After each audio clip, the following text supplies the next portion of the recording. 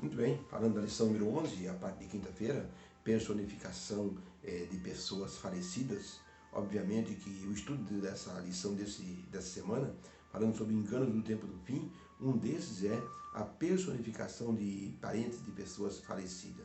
Quando as pessoas morrem, logicamente deixa um vazio muito grande no coração de quem fica. E essa tristeza pode levar a pessoa a querer conversar com uma pessoa morta. E sempre tem alguém para dizer, olha, tem um local que você for comigo, eu posso então providenciar uma consulta para com o seu ente querido falecido.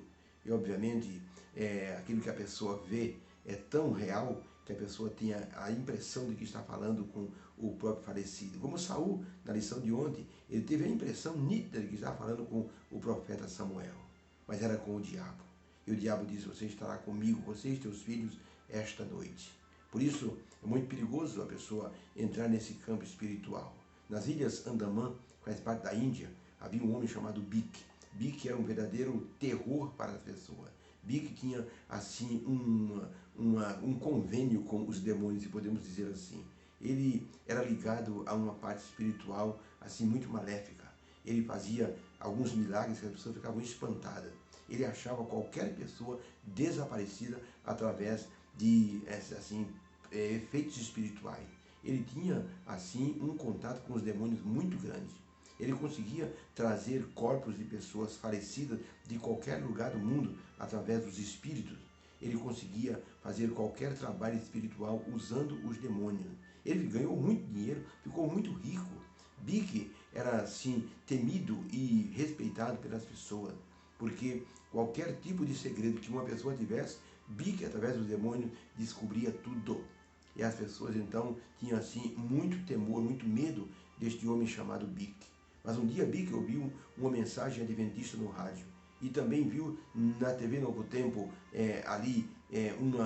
uma assim, advertência a respeito da conversa com os mortos.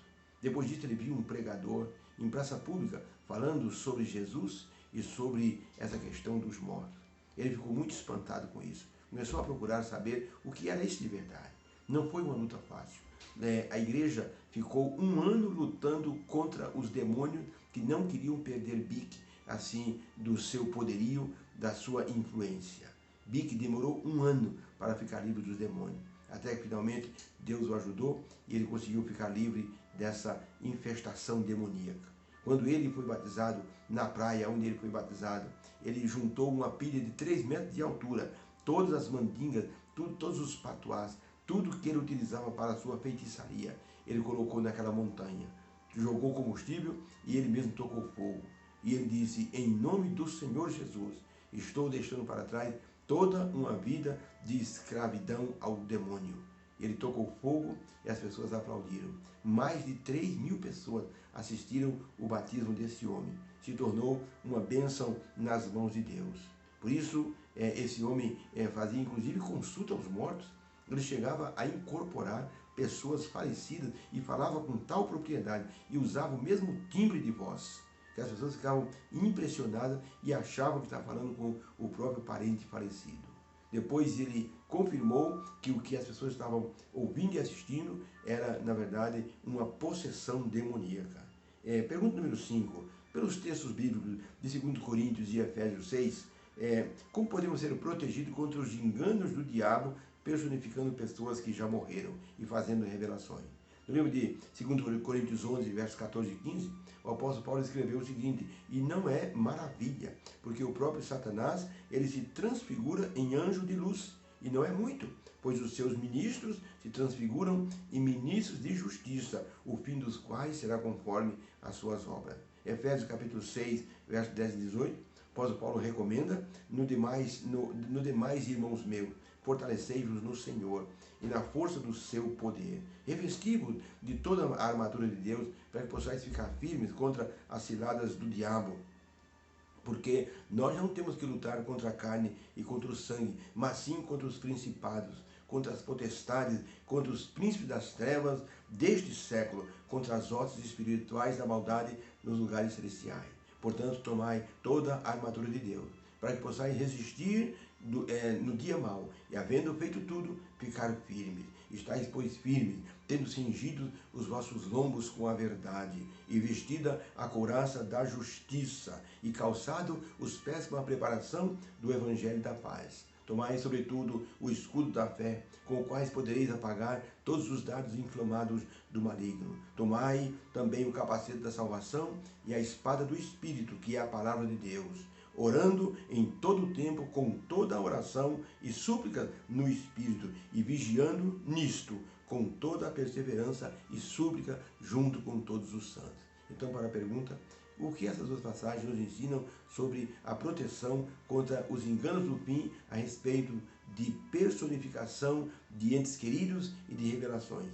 Resposta: nós precisamos ficar protegidos por Deus e pelas verdades de sua palavra. Devemos tomar a armadura que Deus providenciou para resistirmos aos ataques do diabo. Quem não toma a armadura de Deus se torna um alvo fácil nas mãos do diabo. Um dia, o diabo personificou uma serpente e enganou a Eva no jardim, e ela, então, acreditou e fez o marido dela também pecar. Dessa aventura, o ser humano levou a pior e perdeu tudo, inclusive o dom da imortalidade. Agora o diabo quer enganar as pessoas, seduzindo-as através de revelações e mostrando aparições de parentes falecidos. Com isso, a pessoa fica envolvida, fica enredada e dificilmente sai das garras do diabo. Ellen White escreveu, e está numa meditação matinal de 1977, na página 204, está escrito o seguinte, foi transcrito de um dos seus livros, provavelmente o Testemunho Seleto, volume 1 ou 2, diz assim: Satanás está preparando seus enganos para que na última campanha contra o povo de Deus não compreenda que é ele que está atuando. Porque o apóstolo Paulo escreveu, e não é maravilha, porque o próprio Satanás se transfigura em anjo de luz. Ele irá até o limite do seu poder de atormentar, tentar e desencaminhar o povo de Deus. Havia um pastor que fazia expulsão de demônio, que lutava contra essa questão de personificação. Ele capotou o carro numa subida. Na verdade, esse pastor disse, quem capotou o carro foi o diabo, irado contra a minha luta contra ele. Por isso, devemos ficar muito atentos e alertas, porque, como diz Ellen White, Satanás está preparando os seus enganos para que no último tempo nós não percebamos que é ele. Havia um homem na terra, conta uma história que havia um homem na terra muito temente a Deus, uma brasa viva do altar do Senhor. Era um homem de poder. Satanás, indignado contra esse homem, mandou que alguns demônios apagassem o fogo desse homem, matando seus parentes e aparecendo para ele na forma dos parentes mais chegados. Um dia houve uma correria no inferno e o diabo perguntou: o que está acontecendo? Um demônio informou o diabo o seguinte: sabe aqueles demônios que o Senhor mandou apagar o fogo daquele homem cheio do Espírito Santo? Pois eles voltaram para o inferno com queimaduras do 3º grau.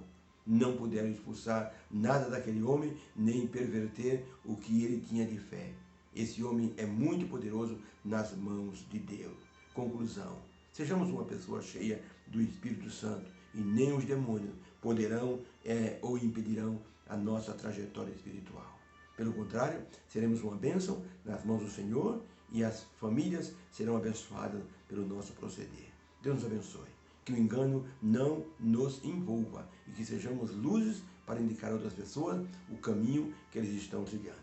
Obrigado, Senhor, pela lição de hoje. Nos dê o poder que há no Espírito Santo. Sozinho nós não podemos nada. Possamos tomar toda a armadura que o Senhor providenciou para todos nós, a Tua palavra, o escudo da fé, a palavra da verdade. Nos dê essa bênção no coração e o manejo perfeito dessa armadura. Em nome de Jesus. Amém. Fica com Deus. Beijo no coração. Tenha uma excelente quinta-feira na presença do Senhor. Deus abençoe a todos. Amém.